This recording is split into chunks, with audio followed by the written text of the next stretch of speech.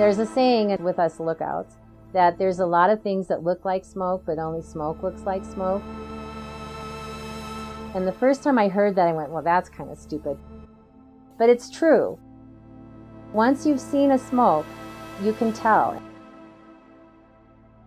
After watching the Hensel burn and then the Arapaho, I guess I always was of the opinion that you could actually fight a fire and put it out.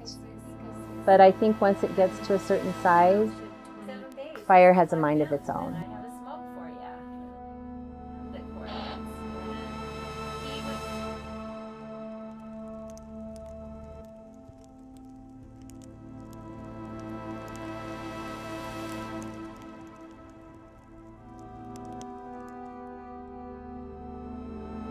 Fires have been shown to definitely be on the increase in the last 2 decades.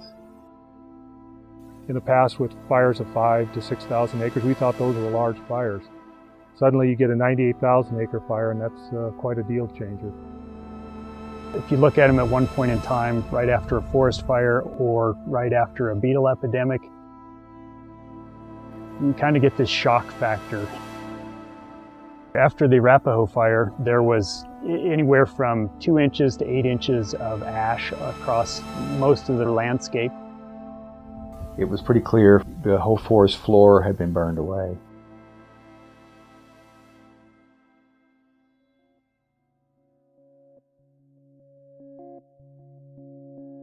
Bark beetles are always out there in the forest.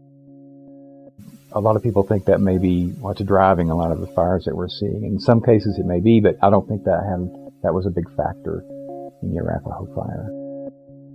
There were some trees out there that had been beetle hit, but fairly small pockets. Based on a lot of the research that's already been done, there's really no consensus on how bark beetles are going to influence future fire risk or future fire behaviors.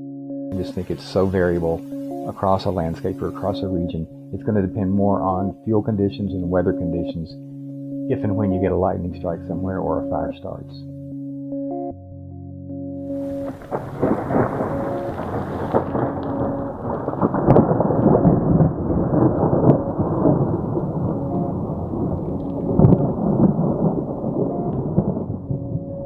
In 2012, the start of the fire season was extremely dry. The large fuels, even the green trees, were extremely dry. We're talking 90 degrees, single-digit RHs, winds in excess of 30 miles an hour. And we got some dry lightning, and the fires started.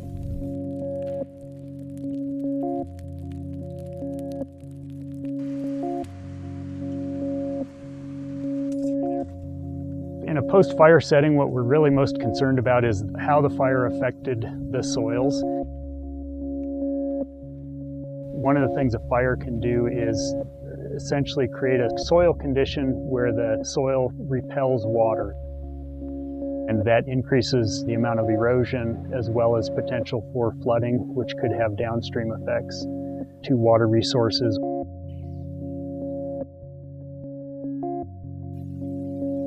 When I first walk into a burned forest, I sort of look up and down.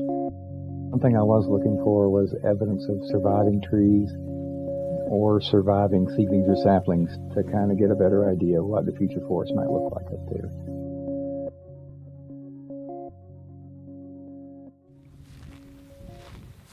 Very green through here.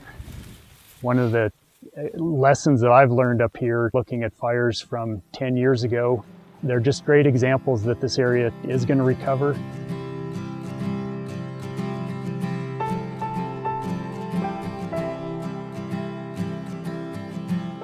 My outlook is that it's positive. I mean, it's changed from what it was.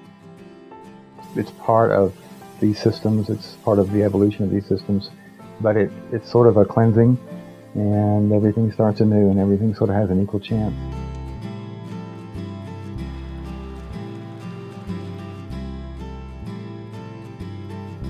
I look out every day and I think, I love this place.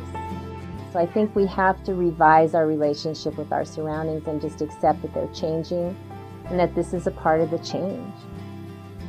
I mean, who knows what 3 generations from now I'll see.